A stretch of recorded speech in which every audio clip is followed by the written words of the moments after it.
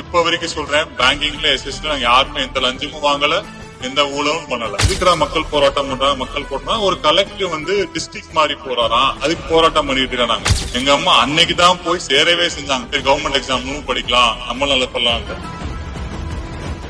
அனைவருக்கும் இனிய காலை வணக்கம். நம்மளுக்கு எல்லாரும் சாரை பத்தி தெரியும். என்னோட ஃபர்ஸ்ட் சக்சஸ் மீட் சென்னையில நடத்துறப்ப ஒரு மோட்டோ வச்சிருந்தோம், this generation is not for sale. அது எங்க காப்பி எடுத்தனா சாத்தர் தான். அவரோட தத்துவம் தெரியல, உண்மையும் நேர்மையும் நம்மளோட ரெண்டு கண்களை பார்த்தா மட்டும் கவர்மெண்ட் செக்டர்ல சரி பண்ண முடியும். அப்ப முத வச்சோம். 10 வருஷமா சர்வீஸ்ல இருக்கோம். என்னோட சேர்ந்து எவ்வளவு பசங்க வேலைக்கு போனாங்க. இப்ப வரைக்கும் சொல்றேன், பேங்கிங்ல எஸ்எஸ்ல நாங்க யாருமே எந்த லஞ்சமும் வாங்கல, எந்த ஊழலும் பண்ணல. மெயின் இன்ஸ்டிடியூஷனே சார் தான்.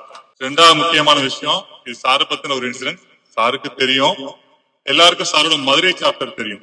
மதுரையில சார் பண்ண சம்பவங்கள், இன்சிடென்ட்ஸ் எல்லாமே சாருக்கு தெரியும். பட் எனக்கு அதுக்கு முன்னாடியே சாருக்கு தெரியும். நான் அப்ப ஸ்கூல் படிச்சுக்கிட்டு இருந்தேன். ஸ்கூல் படிச்சுக்கிட்டு இருக்கும் போது என்னோட ஸ்கூல் நாமக்கல்ல படிச்சுக்கிட்டு இருந்தேன். நாமக்கல்ல இருந்து ஸ்கூல்ல இருந்து என்னோட வீட்டுக்கு போறதுக்கு ஒரு 40 மினிட்ஸ் ஆகும். நல்லா நார்மலா போய்கிட்டே இருக்கும். எப்படி போனாலுமே 40 மினிட்ஸ் ஆகும். ஒரு 2-3 நாள் மட்டும் டெய்லி 1.5 மணி நேரம் 2 மணி நேரம் லேட் ஆகிட்டே இருந்துச்சு. என்னன்னு பண்ணா, மக்கள் போராட்டம் பண்ணிக்கிட்டு இருக்காங்க.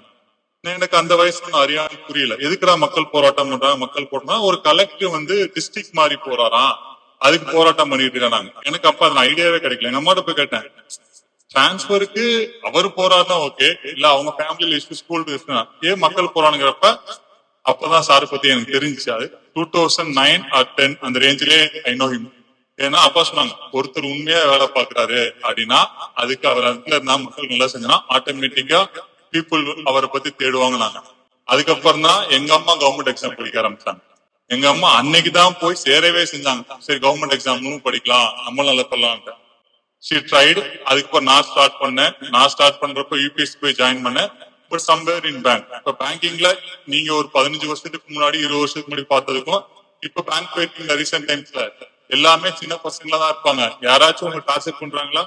மோஸ்ட்லி எதுவுமே பண்ண மாட்டாங்க. ஏன்னா இந்த generation it's not for sale. So இதே நம்ம ஸ்டேட் கவர்மெண்ட்ல பண்ணியாச்சு, தமிழ்நாட்டுல ஃபுல்லா பண்ணியாச்சு. இன்னும் சென்ட்ரல் கவர்மெண்ட்லயும் மொத்தம் மெயினா போனா we are starting Varanda Racer Group 1 exams we are starting, as well as IAS program. So once again, I congratulate everyone. இந்த ஃபங்க்ஷன்ல பி பார்ட் எடுத்து பங்கெடுத்துக்கிறதுக்கு once again thank you sir for achieving and எங்களுக்கு support பண்றதுக்கு இந்த விஷயத்துல. Thank you sir. Varanda IAS, where your dream becomes reality.